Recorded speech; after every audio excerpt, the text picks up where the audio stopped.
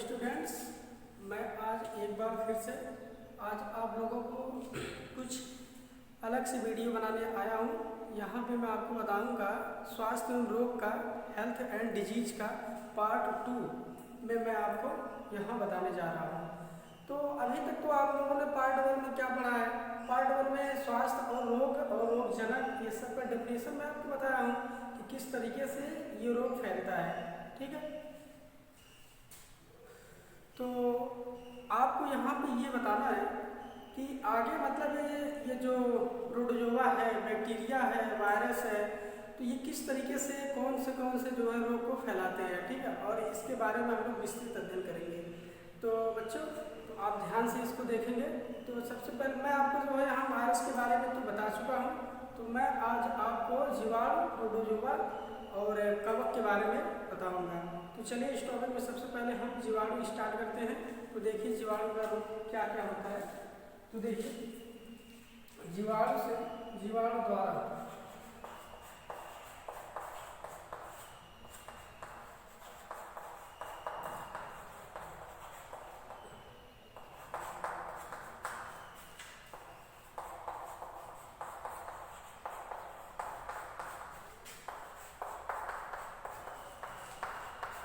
जीवाणु द्वारा उत्पन्न होने वाले रोग। तो चलिए देखिए सबसे पहले कौन सा रोग होता है। तो सबसे पहले हम लोग पढ़ेंगे, पहला रोग होता है हैजा। अब हैजा जो होता है, ये देखिए सबसे पहले हम लिख लेते हैं, यहाँ रोग लिख लेते हैं, रोगजनक और लिख लेते हैं संक्रमण विधि।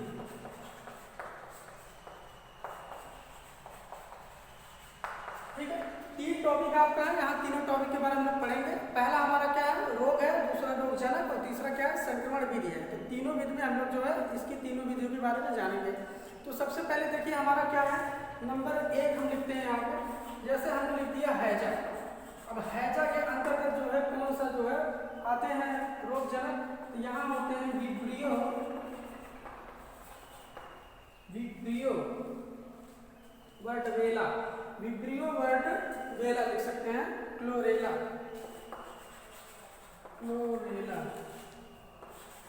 ठीक है, ये हैजा का जो है इस तरीके से पाया जाता है, जिसमें जो है दूषित जल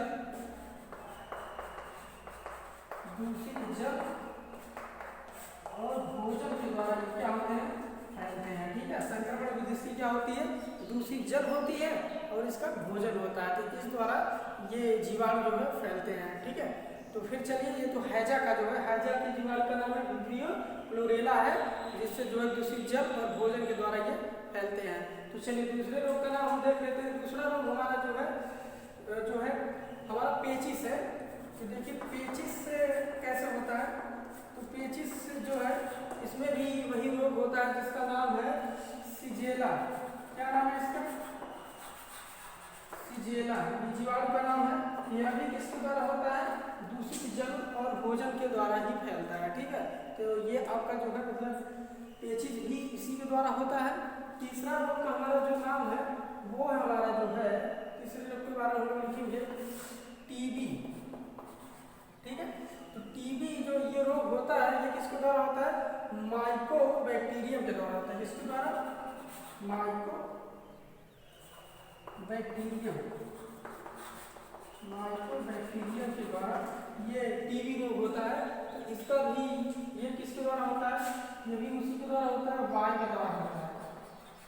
ठीक है, वायु, छींकने, खांसने, ये सब के द्वारा ये रोग फैलता है। ठीक है, तो ये चीज जो माइकोबैक्टीरियम, ये टीबी रोग जो होता है, तो टीबी रोग माइकोबैक्टीरियम के द्वारा होता है। इसमें वायु के द्वारा, वायु के संपर्क में या खांसने से, ये सब के द्वारा जो है फैलता है। ड्रॉपलेट्स जो बूंद निकलते हैं वो एक दूसरे के व्यक्ति के संपर्क में आने से उसको ये रोग उत्पन्न हो जाता है। ठीक है, तो फिर चलते हैं अगला रोग देखते हैं, तो जिसका नाम है काली खांसी या फिर आप क्या कह सकते हैं, कुकुर खांसी। क्या कह सकते हैं, कुकुर खांसी। अब ये रोग जो होता है बैक्टीरियल रोग, बोर्डोटेला, किसके द्वारा होता है, बोर्डोटेला द्वारा होता है। बोर्ड पहला द्वारा होता है यह रोग, यह भी वही होता है वायु द्वारा होता है।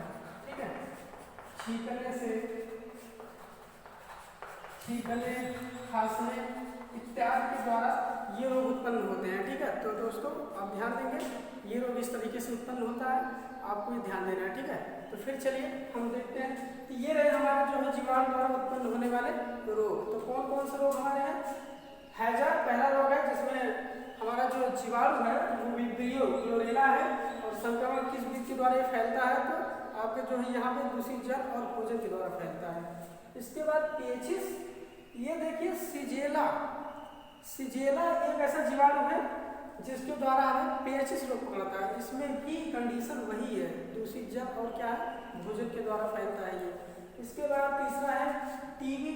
अब टीबी जो होता है माइकोबैक्टीरियम, माइकोबैक्टीरियम एक जीवाणु का नाम है जिससे जो होता है ये वायु में और खांसने छींकने के द्वारा जो है संक्रमित व्यक्ति होते हैं। ठीक है, इसके बाद फिर तीसरा पॉइंट है टीबी, तो आप जानते ही हैं माइकोबैक्टीरियम। चौथा पॉइंट इसका क्या है? चौथा हमारा काली खांसी। तो काली खांसी जो होता है वह किसके द्वारा हो? काली खांसी भी आप कह सकते हैं या कुकुर खांसी कह सकते हैं। तो ये होता है बोर्डटेला जीवाणु द्वारा होता है, जो वायु के संपर्क में, वायु द्वारा छींकने, खांसने आदि के संपर्क में आने से ये रोग फैलता है। ठीक है, तो चलिए, तो जीवाणु द्वारा उत्पन्न रोग था। अब हम लोग पढ़ेंगे अगला जो है प्रोटोजोआ संबंधी रोग पढ़ेंगे। ठीक है, तो चलिए देखिए।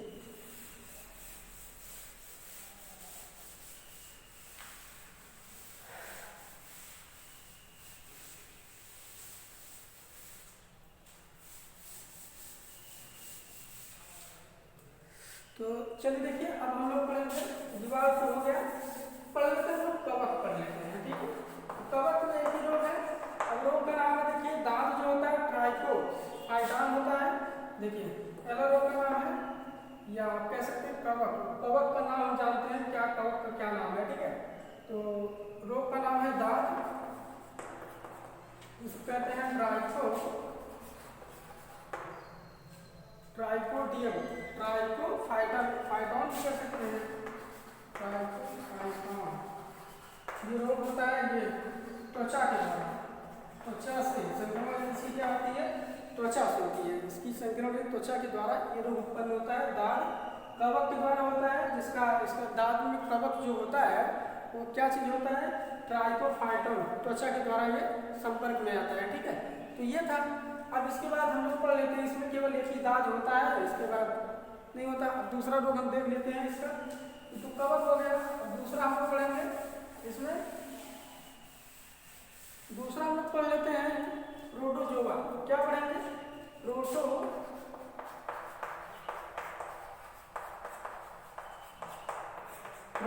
अब प्रोटोजोआ में हम देखते हैं, जैसे हमारा होता है प्रोटोजोआ नंबर 1 ले लेते हैं, पेचिस होता है।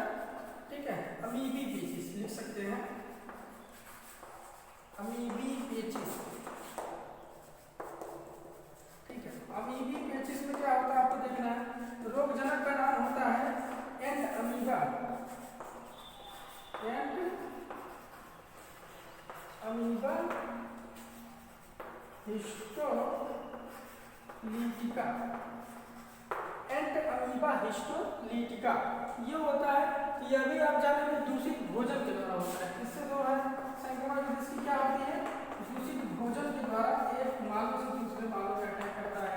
ठीक है, दूषित भोजन करने से ये मानव के अंदर जो होता है चला जाता है और मानव जो अमीबी पेचिस पढ़ लेते हैं और दस्त जैसे जो है बीमारियों को उत्पन्न हो जाती है। ठीक है, तो चलिए इसका दूसरा पार्ट जो होता है वो हम लेते हैं मलेरिया। मलेरिया स्टूडेंट्स ये इसी प्रोटोजोआ प्राणी के द्वारा होता है, जिसके रोगजनक का नाम मैं आपको पिछले चैप्टर बताया था, जिसका नाम है प्लाज्मोडियम। क्या नाम होता है इसका? प्लाज्मोडियम के द्वारा ये रोग फैलता है। ठीक है, तो प्लाज्मोडियम मैं अभी इसको बताऊंगा। ये कई प्रकार के प्लाज्मोडियम होते हैं। ठीक है, तो ये संक्रमण विधि इसकी जाननी हमें, तो मलेरिया का संक्रमण विधि आप वही जानेंगे कि ये भी दूषित जल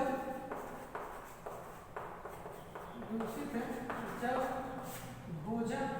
ठीक है, तो ये सब के द्वारा जो है ये फैलते हैं, ठीक है, मलेरिया। तो ये प्रोटोजोआ संबंधी दो रोग हैं, अमीबीपेचिस और मलेरिया, जिसमें रोगजनक है अमीबा हिस्टोलिटिका और मलेरिया में है प्लाज्मोडियम है, जिससे दूषित जल और भोजन के द्वारा ये रोग फैलते हैं, ठीक है। तो चलिए मैं आपको अगला रोग बताता हूँ। अगला रोग है, देखेंगे हेलमनथीज।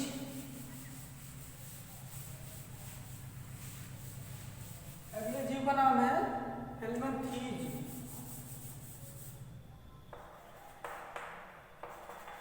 या हेलमिथ आप कह सकते हैं, हेलमिथ।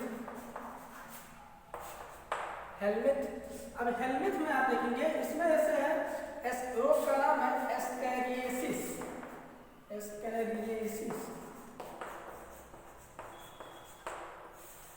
एस्कैरिएसिस। अब एस्कैरिएसिस का जो रोगजनक होता है वो एस्कैरिस ही होता है, एस्कैरिस। ये काम पर इसकी संक्रमण विधि क्या होती है?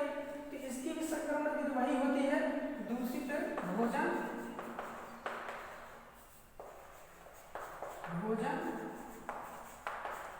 और आप कह सकते हैं मिट्टी, दूषित मिट्टी में जो होते हैं पाए जाते हैं, ठीक है। तो आपको ये ध्यान देना, दूषित मिट्टी और दूषित भोजन के द्वारा एस्कैरिएसिस मतलब एस्कैरिस रोग होते हैं। ये मानव के आंत में ज़्यादातर या आंत को संक्रमित कर देते हैं, जिसकी वजह से लोग गाँव में कहते हैं कि जैसे हो जाता है कि चूहे पड़ जाते हैं पेट में, ठीक है।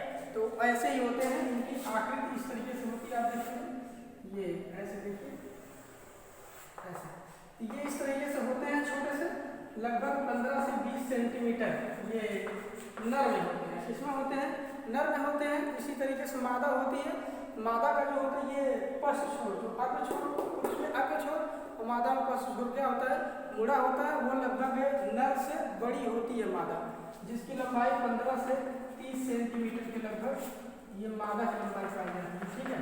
और ये एक दिन में लगभग मादाएं जो होती है एक दिन में 2.5 लाख अंडे देती हैं, ठीक है। और ये धीरे धीरे आंत में जाके अपनी संख्या को बढ़ाती रहती है, ठीक है। ये इसका जो है कारण है। फिर आगे हम लोग देखते हैं, दूसरा रोग हम लोग देखेंगे, इसी में है फाइलेरिया, फाइलेरिएसिस। रोग का नाम है फाइलेरिएसिस, फाइलेरिएसिस, या फिर आप फाइलेरिया ही कह सकते हैं, फाइलेरिया, या फिर आप कह सकते हैं हाथी पांव। ये भी रोग देखिए बहुत खतरनाक है, ये हेलमनथीज से ही होता है, ठीक है। तो अब इस रोग में देखते हैं कि रोग जड़ क्या इसका है, बुचेरेरिया है। क्या नाम है इसका? बुचेरेरिया।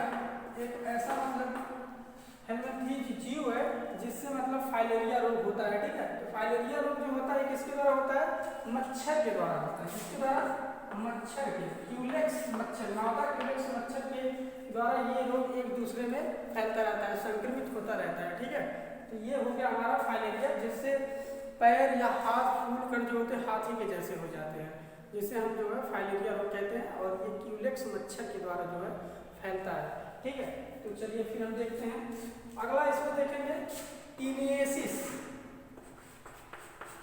टीनिएसिस, ये टीनिएसिस रोग जो होता है वो रोगजनक इसमें होता है टीनिया। क्या होता है? टीनिएसिस रोग में आपका रोगजनक ये टीनिया होता है। टीनिया, अगर इनका वैज्ञानिक नाम लिया जाए तो टीनिया सोलियम पूरा नाम होता है इसका। क्या नाम होता है? टीनिया सोलियम पूरा नाम इसका होता है, ठीक है। तो आपको यहाँ देखना है कि रोगजनक तो ये है, लेकिन ये कैसे संक्रमण की दिशा क्या है, कैसे फैलता है? तो मनुष्य के संपर्क में, मनुष्य के संपर्क में सूअर का अधपका मांस, सूअर का अधपका मांस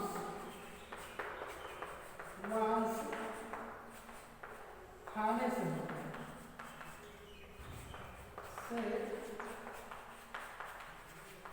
होता है। ये इस तरीके से होता है, ठीक है। सूअर के अधपका मांस खाने से ये टीनिएसिस अर्थात टीनिया सोलियम जैसे रोग उत्पन्न हो जाते हैं, ठीक है। तो ये रहा आपके हेलमिथ संबंधी रोग। तो मैं आपको ये रोग देखिए बहुत ही खतरनाक है, आप ध्यान देंगे इस चीज़ को और बहुत ही गहराई से पढ़ेंगे और बच्चों आप इसको नोट भी अच्छे से बनाएंगे, क्योंकि समय का अभाव के कारण जो है आपको ये चैप्टर ना पढ़ाया जा सकता है, ठीक है। तो इसलिए आप इसको ध्यानपूर्वक पढ़ेंगे और नोट बनाएंगे। तो चलिए देखिए,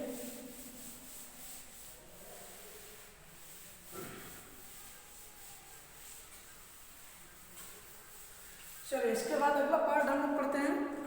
इसमें जो है अगला चीज पढ़ेंगे हम लोग मलेरिया। तो पढ़ चुके, देखिए अब इतने रोग होते हैं, अब हम लोग पढ़ेंगे इसके बारे में। पढ़ लेते हैं मलेरिया के बारे में। किसके बारे में पढ़ेंगे? मलेरिया के बारे में पढ़ते हैं, ठीक है। तो मलेरिया का विस्तृत अध्ययन हम लोग करेंगे, किस तरीके से मलेरिया होता है, क्या है उसमें रोग पाए जाते हैं। चलिए देखिए, तो देखिए मलेरिया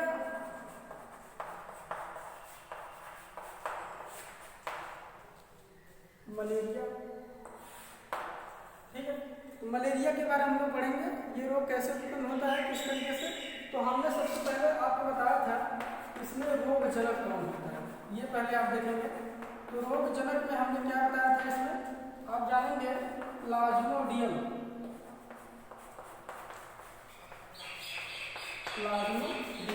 देखिए प्लाज्मोडियम एक ऐसा प्रोटोजोआ प्राणी है कि जो मलेरिया रोग उत्पन्न करता है, ठीक है। तो ये जो रोग उत्पन्न करता है उसका वाहक हमने आपको बताया था कौन सा मच्छर है, मादा एनाफिलीज मच्छर के द्वारा ये रोग फैलता है, ठीक है। तो वाहक इसका क्या माना जाएगा, मादा एनाफिलीज मच्छर माना जाता है, ठीक है। तो देखिए बताया जाता है कि प्लाज्मोडियम जो होता है यह कई प्रकार के होते हैं। तो आपको देखना है इसका नाम क्या क्या है। तो पहला नाम इसका देखिए हम आपको बताते हैं प्लाज्मोडियम।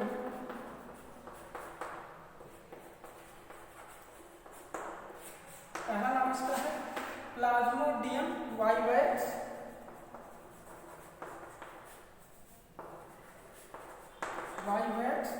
दूसरा नाम इसका है, हम देख लेते हैं, प्लाज्मोडियम ओवेला। क्या नाम है? प्लाज्मोडियम ओवेला, ठीक है। और तीसरा पार्ट इसका, तीसरा नाम फैंसीफेरस,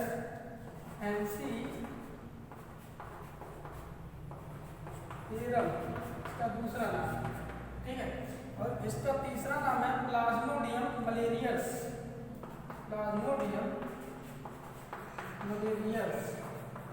ये होते हैं, ये प्लाज्मोडियम के प्रजाति, ये सब हैं। कितने प्रजाति हैं टोटल हमारे जो है, कितने प्रजाति हैं यहाँ पे देखे गए हैं।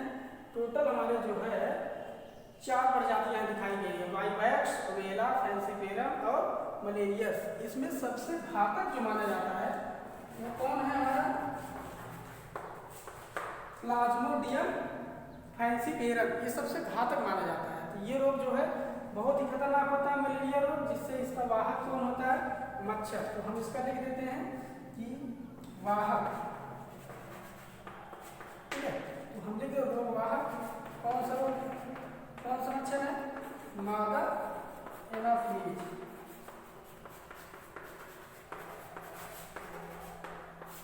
मादा एनाफिलीज मच्छर के द्वारा ये रोग फैलते हैं, ठीक है। तो चलिए मैं इसको आगे भी बताता हूँ कि ये किस रोग को, मतलब किस पार्ट को जो है ग्रसित करता है, आपको ये देखना है। तो मैं आपको देखिए यहीं पर बना के देता हूँ। अब जैसे यही मच्छर मैंने बना दिया, इसको भी कैसे देखिए ध्यान देंगे।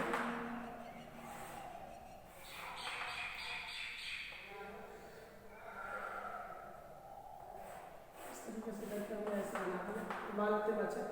देखिए बच्चों यहाँ पे इस मच्छर के जो है गले में ये लार्वा होता है, ठीक है। प्लाज्मोडियम का जो है लार्वा का नाम होता है, जो इस तरीके से हम कह सकते हैं ट्रोफोजोइट्स होता है, ट्रोफोजोइट्स लार्वा होता है। ये जब मच्छर अपने सूंड से जब डंक मारता है, ऐसे मान लीजिए यही इस पे डंक इस तरीके से मारता है, तो ये इसके विष जो होते हैं, ये लार्वा जो निकलता है प्लाज्मोडियम का, वो उसके जो है मनुष्य की यकृत में जाता है। कहाँ जाता है? उसके यकृत में। और यकृत में जाके ये उसी में जो होता है जम जाता है। यकृत की एक कोशिका होती है जिसका नाम है पुप्फर कोशिका। क्या नाम है? पुप्फर कोशिका, ठीक है। उसी पुप्फर कोशिका में ये जाके जो होता है प्रोटोजोआ लार्वा जो है जाके इसमें जम जाता है, ठीक है। जब मनुष्य के अंग को काटता है, ये अंग से काटता है, तो इसके जो लक्षण विष है वो कहाँ जाते हैं, यकृत में जाएंगे। कहाँ जाएंगे? यकृत में जाते हैं और यकृत में जाके पुख्तर कोशिका में जाके इसी में जम जाते हैं और जमने के कारण ये धीरे धीरे संख्या बढ़ा लेते हैं, जिससे यकृत क्या होती है, फूल जाती है। फूलने के बाद जो है उसकी पुख्तर कोशिकाएं फट जाती हैं और फटने के बाद वहाँ से तमाम जो है प्लाज्मोडियम निकल जाते हैं और निकल के ब्लड के द्वारा जो होता है आरबीसी में पूरा फैल जाते हैं, जिसके द्वारा मलेरिया रोग उत्पन्न हो जाता है और ये बहुत ही विकराल रोग ले लेता है, जिससे मनुष्य को बहुत ही परेशानी का जो है सामना करना पड़ता है। ये हमेशा बुखार उत्पन्न होता रहता है, फीवर चढ़ता रहता है, उतरता रहता है, मतलब रात में ठंड जैसे जो है बुखार लगता है। और दवा का नाम आप तो सुने ही होंगे, मैं आपको बता दे रहा हूँ कि मलेरिया में कौन सी दवा उपयोग करना चाहिए। तो मलेरिया में हमने आपको बताया था कि हाइड्रॉक्सिन वैक्सीन लिख लेते हैं। वैक्सीन का नाम है हाइड्रॉक्सी